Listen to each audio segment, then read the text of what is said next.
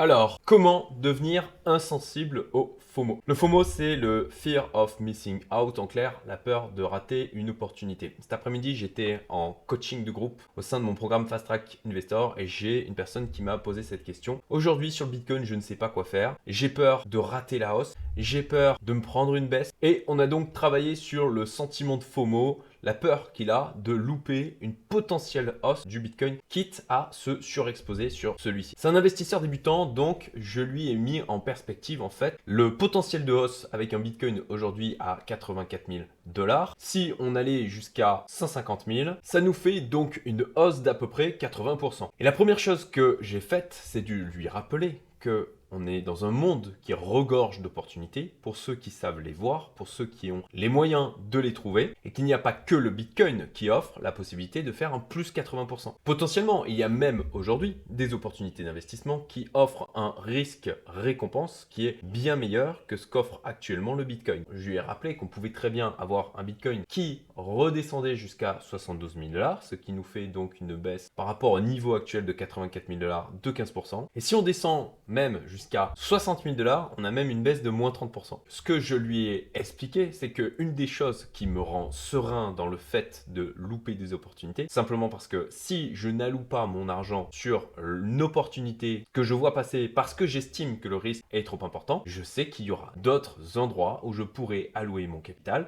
et générer là aussi de la rentabilité. Une règle très importante à mon sens pour s'enrichir, c'est de ne pas avoir un seul plan d'enrichissement. Multiplier les plans d'enrichissement permet d'être plus résilient et de lisser l'impact émotionnel qu'il y a quand un de ces plans se déroule mal. Donc, si vous voulez devenir insensible au FOMO, rappelez-vous qu'il y a de multiples opportunités d'investissement en permanence disponibles. Développez vos compétences pour les identifier, développez votre réseau pour les amener à vous et ramifiez votre stratégie d'allocation de capital.